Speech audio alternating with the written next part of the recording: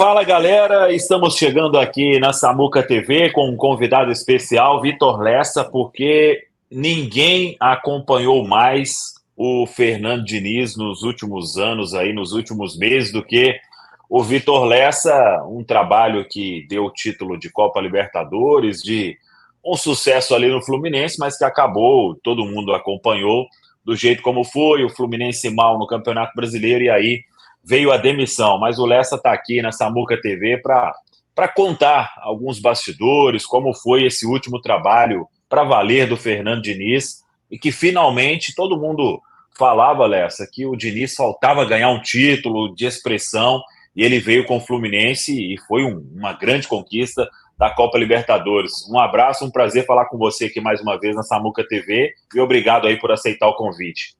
Ô Samuel, o prazer é sempre meu, obrigado mais uma vez pelo convite, é sempre uma honra falar com vocês aí, o grande trabalho que você faz para a galera dos torcedores do Cruzeiro, então um prazer contribuir. Cara, eu vou te falar, dá para a gente escrever um livro, viu, sobre o Fernando Diniz e o Fluminense, porque é tanta coisa que aconteceu nesses pouco mais aí de 2 anos, né, que ele comandou o Fluminense desde 2022. O Fluminense viveu grandes momentos desde que ele assumiu a equipe até culminar na sua demissão em 2024, porque o trabalho não só estagnou, né? Ele foi derretendo, e aí a gente, ao longo de todo esse primeiro semestre, a gente tentava entender o que aconteceu com o time campeão da Libertadores 2023, que essa era a grande, né, a nossa grande questão, por que aquele time que conquistou o título mais importante da história do clube no ano passado, ele simplesmente não apareceu em 2024. Então a gente tentava buscar aqui algumas coisas que pudessem explicar isso. Por exemplo, a pré-temporada mal feita, devido à disputa do Mundial ano passado, os jogadores voltaram de férias um tempo depois, tiveram uma pré-temporada muito curta, e aí com uma semana de treino apenas, de pré-temporada, ele já estava colocando o time titular em campo, porque tinha uma Recopa para disputar daí a 15 dias, então ele precisava dar ritmo, a comissão técnica tinha que dar ritmo para disputar a Recopa, que o Fluminense acabou vencendo a Recopa Sul-Americana, mas dá para dizer que foi um pequeno recorte ali, porque a realidade foi de um time que não conseguiu desempenhar, em praticamente momento nenhum de 2024, o Fluminense conseguiu jogar nada próximo àquilo que jogou em 2023. E aí, o pessoal sempre brincava, né? Em relação ao Fernando Diniz, que o trabalho dele no início é sempre maravilhoso, incrível, o time joga pra caramba, e depois o tempo vai passando, vai desgastando, e depois é tudo por água abaixo. E eu não vou, sinceramente, Samuel, eu não vou dizer que isso aconteceu, porque o Fluminense teve 2022, 2020, teve uma consistência. Só que chegou um certo ponto em que o Diniz precisava fazer mudanças mais drásticas no time e ele não fazia. E ele não abria mão de certas convicções de certos jogadores. E aí a coisa foi desandando a tal ponto de não ter como segurar mais, porque ou era ele sair ou o Fluminense seria rebaixado. Pois é, até em cima disso aí, desses 2 anos, né, 22 e 23, o Cruzeiro viveu na pele isso aí do Fernando Diniz, com esses momentos espetaculares do Fluminense, né? Aquela Copa do Brasil que o Cruzeiro, aqui no Mineirão, o Fluminense deu um baile no Cruzeiro. O Cruzeiro até tentou encarar, era o time da Série B, né? Mas depois a superioridade foi muito grande. E aquele jogo no Mineirão também do Campeonato Brasileiro, aí já do ano passado, que, pô, Marcelo desfilou, o Fluminense jogou muita bola, o Cruzeiro fez um grande jogo com o Pepa e o Fluminense venceu por 2-0 e jogando também muita bola, né? Então, foram 2 anos, dá para dizer 2 anos aí de uma constância nesse trabalho do Diniz. Ele chegou em 22, em meados? 22 foi logo após foi quarta ou quinta rodada do Campeonato Brasileiro, mais ou menos. Estava bem no início do Campeonato Brasileiro. O Abel tinha ganhado o Campeonato Carioca, aí ele disputou mais umas 3 rodadas, se não me engano, e acho que abriu por ali, se eu não estou enganado. Abriu para início de maio, foi mais ou menos por ali. Pois é, e o Cruzeiro viveu isso. Ô, Lessa, eu queria que você começasse aí fazendo uma avaliação. Você era setorista também na primeira passagem do Diniz, E essa teve aí o resultado que todo mundo acompanhou. Você falou da Recopa, Copa Libertadores. Que foi o Fernando Diniz nesse tempo todo de Fluminense? Teve o respaldo do Mário, né? Eu acho que é o importante, porque é uma filosofia que ela muda de uma forma, Sim, dependendo do trabalho anterior, é de uma forma brusca, né? E sim. precisa de respaldo. Isso tudo ele teve, montou um time e colheu os resultados, né? Samuel, quando você contrata o Fernando Diniz, a torcida do Cruzeiro tem que estar muito ciente disso. Quando o clube contrata o Fernando Diniz, ele está contratando o pacote Fernando Diniz. Eu quero dizer o que com isso? É que tem muita coisa boa e tem coisas não tão boas assim. Ele é um cara que ele dificilmente ele vai sair das convicções que ele tem.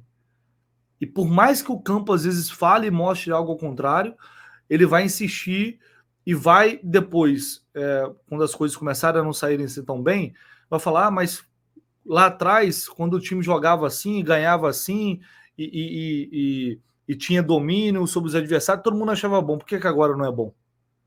Então ele é assim, não tem jeito. Aqui ele teve um respaldo, sempre teve. O Mário fala, até antes da volta dele, ele falava que o maior arrependimento que ele tinha foi ter mandado o Diniz embora em 2019. E o Diniz deixou o Fluminense na zona do rebaixamento em 2019. Depois ele assumiu o São Paulo, chegou a liderar o Campeonato Brasileiro, fez um bom trabalho lá no São Paulo. E aí ele volta com um respaldo muito grande, faz um 2022, né, com o Fluminense jogando, foi o melhor futebol do Fluminense, foi melhor do que ano passado. O Fluminense jogava, fazia jogos incríveis em 2022, foi para a Libertadores, né, depois de uma grande campanha na reta final ali, fazendo jogos excelentes, e vai para 2023 e ganha a Libertadores. E aí, Samuel, uma coisa que a gente discutiu muito aqui, é meio que ele ganha carta branca para fazer tudo, né, ali dentro. E o Fluminense, que já tinha um elenco com jogadores mais experientes, mais rodados, ele, em vez de falar, opa, vou dar uma equilibrada aqui, vou tentar rejuvenescer um pouco essa equipe. Não. Ele dobra a aposta. Ele contrata mais jogadores já numa reta final de carreira, muito porque o Diniz acredita nesses jogadores. Ele, o Renato Augusto, manda vir, que eu vou fazer ele jogar. Douglas Costa, ele ligou pro Douglas Costa e pediu pro Douglas Costa vir. Gabriel Pires, e por aí vai. Jogadores que hoje estão completamente descartados no Fluminense. Então o Diniz tem esse lado bom, que a confiança que ele tem no trabalho dele, na filosofia dele, é que faz a gente observar resultados muitas vezes incríveis, como a gente viu no Fluminense. Mas quando as coisas saem da rota, quando o time não consegue sustentar aquele nível de rendimento, e aí começa a perder força e tropeçar, e a pressão começa a aumentar, ele não consegue fazer mudanças, às vezes fundamentais, se readaptar a uma necessidade de tentar encontrar uma nova forma de jogar num determinado momento, não é para sempre, mas num determinado momento. Por exemplo, para fechar aqui para não me alongar, porque é realmente muita coisa. Aqui o Fred chegou a ter uma reunião com o Diniz, falou, Diniz, não dá para... Vamos tentar fazer um negócio diferente, não dá para... Sabe, vamos mudar um pouco o jeito de jogar, vamos tentar melhorar o time defensivamente, nos proteger um pouco mais, e aí dar um pouco mais a bola para o adversário. Ele falou, Fred, o que eu sei fazer é isso aqui. Não tem como mudar. Isso aqui é o que eu sei fazer, é o que eu acredito, é a forma que eu acredito de jogo, eu vou com ela até o fim. Por isso chegou uma hora que o diretoria do Fluminense falou, bom, não tem o que fazer. Ou a gente muda o comando, ou desse jeito a gente vai acabar sendo rebaixado. E até em cima dessa demissão, né? Eu vi os jogadores, muitos, né, fazendo manifestações ao Diniz de o tanto que ele foi importante, né, para esses atletas, para um crescimento. Isso ele tem muito, né, o Vitor Lessa, de tirar o máximo de todos esses jogadores e, claro, né, alguns vão gostar, outros não vão gostar. De relacionamento, ele teve alguma cena de destaque aí no Fluminense, como aconteceu lá com o São Paulo, passou do ponto ou aí foi mais tranquilo? Olha, já teve algumas situações de jogo assim que a gente vê ele muito nervoso, muito estressado, vestiário. Várias vezes eu apurei situações de vestiário de alguns jogadores ficarem incomodados porque realmente ele ficava muito muito descontrolado ali, porque ele é muito passional, assim, é um cara que vive muito aquilo ali intensamente. Então, de querer ganhar e de querer ficar ganhar de muito... qualquer jeito, e fica muito revoltado quando as coisas não acontecem como ele quer, quando o time, às vezes, comete erros infantis. Então, ele tem essa coisa de vestiário, isso é fato. E às vezes até no jogo a gente vê isso. Alguns jogadores sofrem com ele, porque é o perfil dele, não tem jeito. Cara, é meio maluco. É meio maluco, não dá para resumir assim. Mas ao mesmo tempo, os caras têm um carinho muito grande por ele, pelo menos a maioria. A gente, cara, nunca vi nada igual aqui. O dia da saída dele aqui foi uma choradeira no sem fim do CT. Foi um negócio desesperador. Nunca vi isso na saída de treinador. Lugar nenhum. Lugar nenhum. Foi um negócio assim. Todo mundo que estava lá relatou que todo mundo chorando, ninguém queria que ele fosse embora. E ele, eu acho que quem vive a vida de maneira muito emotiva assim é sempre muito extremo, né? Então o Diniz ele vive de extremos, ele não tem muito ali o meio termo, né? Ele vai te entregar durante muito tempo coisas maravilhosas, coisas que vocês podem ter certeza que se der certo, se ele conseguir desenvolver o trabalho dele, vocês vão viver alguns momentos e jogos memoráveis. Falar assim, porra, eu quero viver isso aqui, eu quero que o Cruzeiro jogue desse jeito o resto da vida. Eu quero ir o resto da vida aqui. Mas quando, por algum motivo, e o futebol é assim, sai jogador, muda de diretoria, perde um jogador importante. Esse ano o Fluminense perdeu o Nino. Parecia um jogador só, mas isso gerou um problema absurdo na zaga do Fluminense. Absurdo. Até o Thiago Silva chegar. E ele sofreu muito com isso também. E aí o Diniz começou a improvisar Martinelli na zaga, André na zaga, e era muito criticado por isso. Você perguntava e ele falava, mas quando ganhou vocês não falavam isso. Então é assim, ele é um cara de extremos. Enquanto tiver tudo bem, vocês vão... Eu acho que tem uma grande chance do Cruzeiro conseguir, inclusive, ganhar um título importante se o trabalho dele encaixar como ganhou no Fluminense, como encaixou no Fluminense.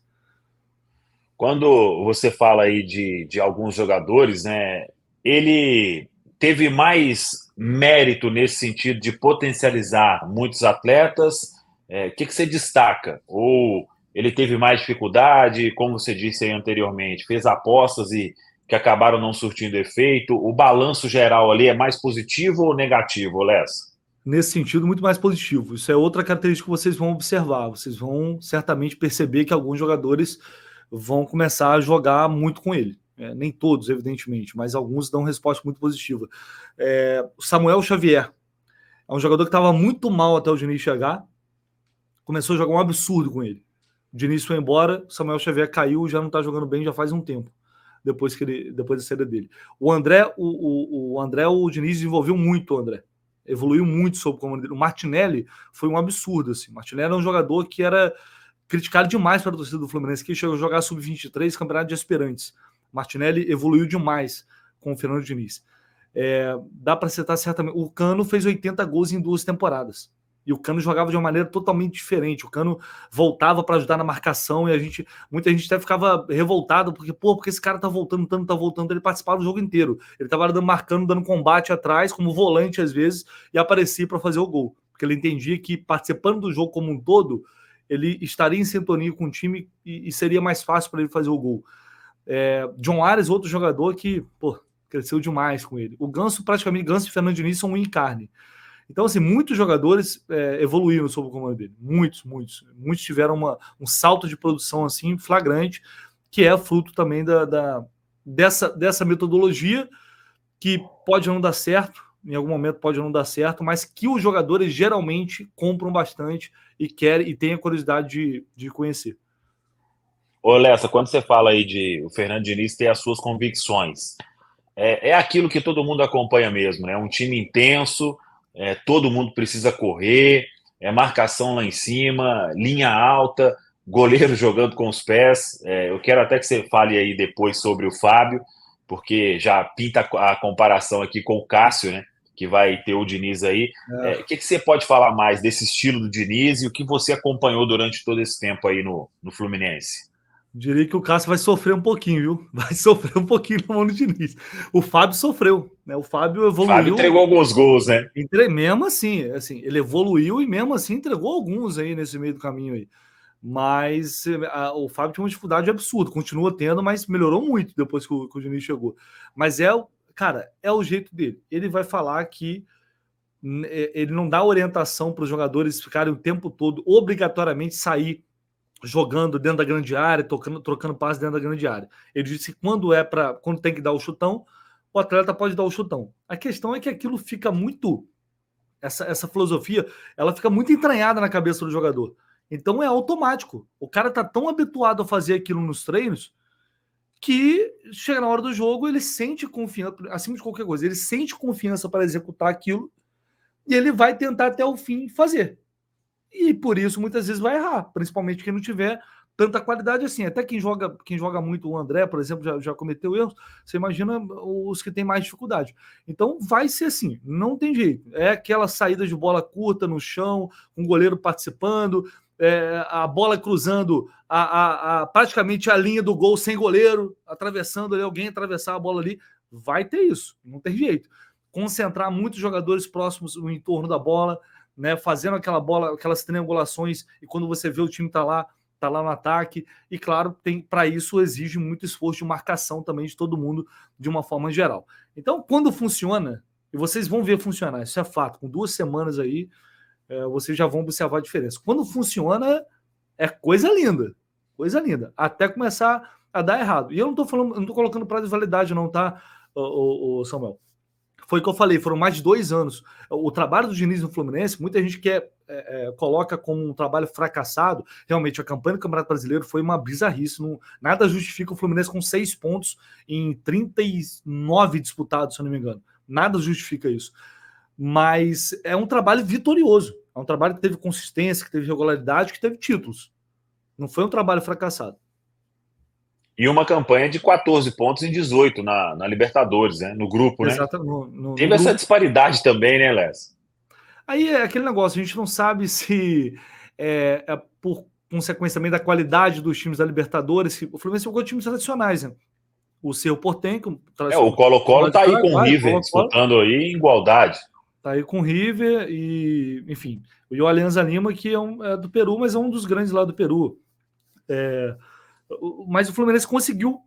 Mas assim, a gente na época falava aqui, ele conseguiu os pontos, mas ele nunca jogou bem de fato, assim, não teve uma partida que o Fluminense dominou o adversário com tranquilidade, não teve esse jogo. Então era uma coisa que a gente vinha pontuando, mas o resultado estava acontecendo. E aí, quando o resultado vai acontecendo, vai levando, né? Você vai levando, com a sensação de que, pô, a qualquer momento a chave vai virar e os caras vão voltar e vão começar a jogar tudo de novo. Só que aí isso não aconteceu.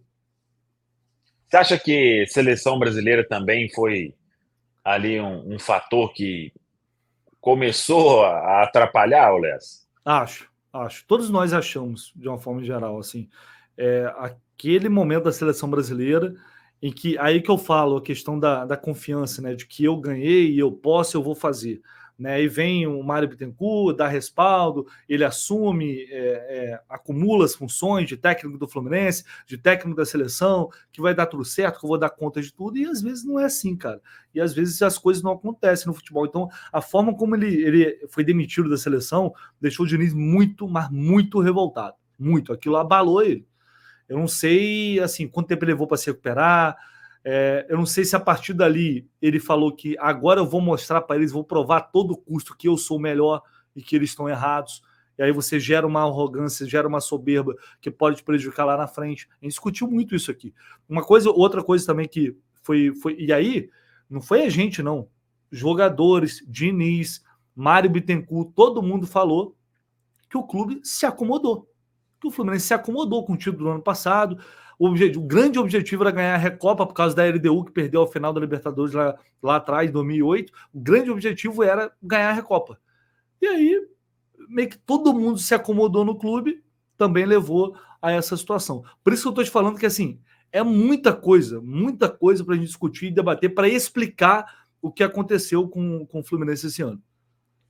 Ô, Lessa, o Fábio, com os pés, eu vi até que o Diniz ele sempre gostou do. Às vezes o goleiro ali já iniciava, e não sei se aí você acompanhando mais de perto. Às vezes o André ia ali para ficar do lado, né? Talvez até para dar uma ajuda para não forçar tanto assim quem não é tão acostumado a esse jogo com os pés. Ele deu uma aliviada ou isso foi com o tempo?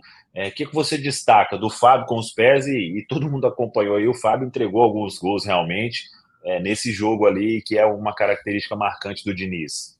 Eu acho que com o tempo, e é isso uma coisa daquele Fernando Diniz em 2019, uma coisa eu posso dizer para vocês, ele é um treinador muito melhor, muito mais preparado do que era em 2019. Isso é fato. Ele soube, do jeito dele, ele fez adaptações, mas do jeito dele, né? Dentro das convicções dele.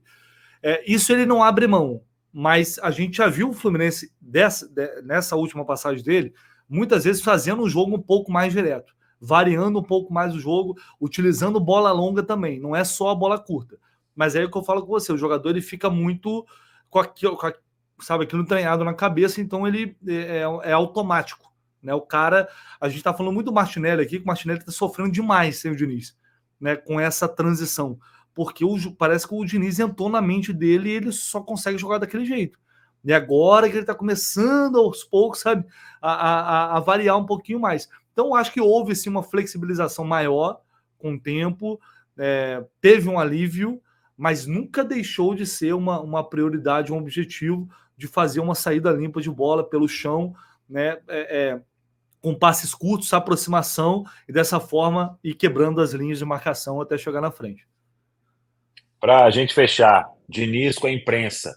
Você já teve uns bons embates ali na entrevista. Ele é mais tranquilo, guarda rancor, como é que é, Lessa?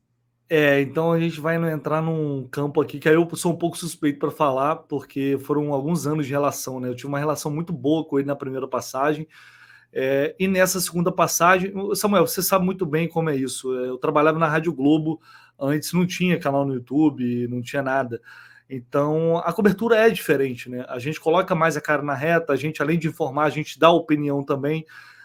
Nessa segunda passagem tem essa diferença que eu também tenho um canal no YouTube, então ali a gente não só informa e dá opinião também. Então algumas coisas, muitas opiniões, muitas visões não batiam às vezes, chegavam até ele, evidentemente, e eu também ia para as entrevistas coletivas durante boa parte dessa passagem dele, e fazia algumas perguntas, e aí chegou um certo momento, teve uma situação com o Marcelo, um desentendimento lá em relação a uma notícia que envolveu o Marcelo, e a partir dali ele criou assim, um ranço muito forte. Ele é um cara que, se você pisar no calo dele, entrar, bater de frente com ele, e por algum motivo ele entender que você não está sendo correto na visão dele, ele vai guardar. Ele vai guardar e vai utilizar isso em todos os momentos que for possível. E foi assim, principalmente na crise, né? Nos momentos difíceis, que foi o que aconteceu agora na reta final desse ano. Era embate, aqui era, entre aspas, porrada o tempo todo, de um lado e de outro, até que a situação assim, não tinha nem mais o que fazer. Todo mundo sabia o que era, que não tinha mais relação, era relação apenas profissional ali. Então ele é um cara que, se você for levando na boa e não bater muito em cima de frente em coisas que ele...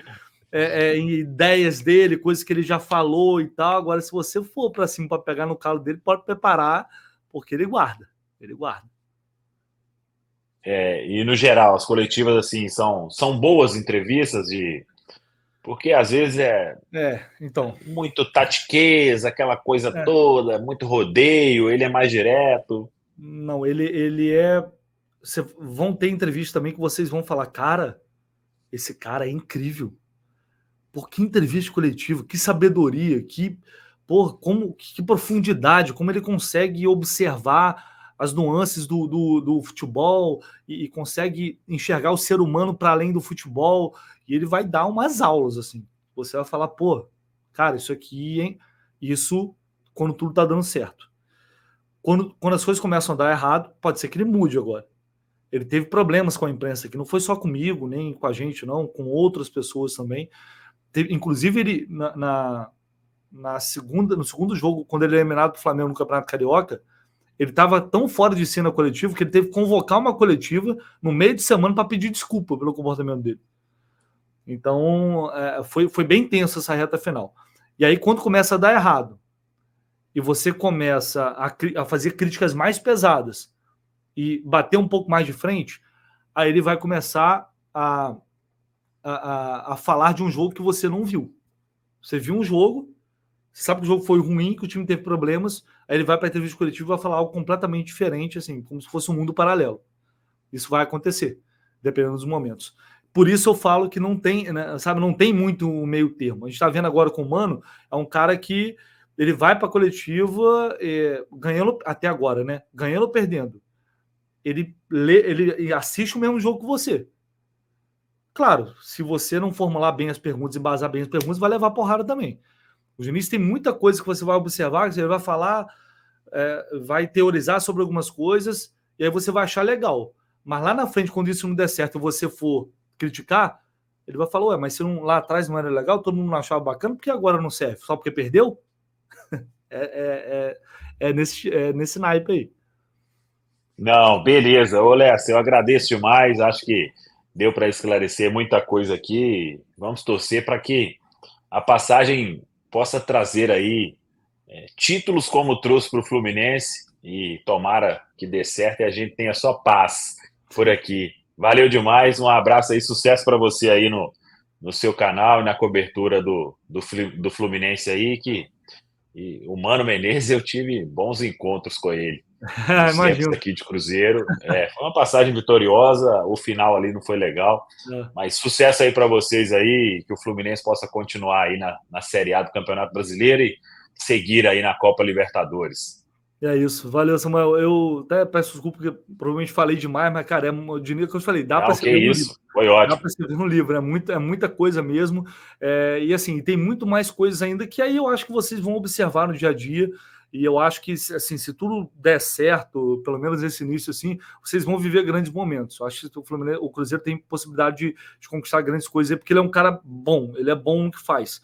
Tem seus problemas, mas ele é bom. E é o que foi que eu falei aqui. Não precisa ser eterno, né? Tem que ser bom enquanto durar. Então é isso. Eu acho que vocês têm boas chances aí. Um abraço, obrigado pelo convite mais uma vez. Tamo junto. Valeu, galera. Um abraço, até a próxima. Vamos que vamos.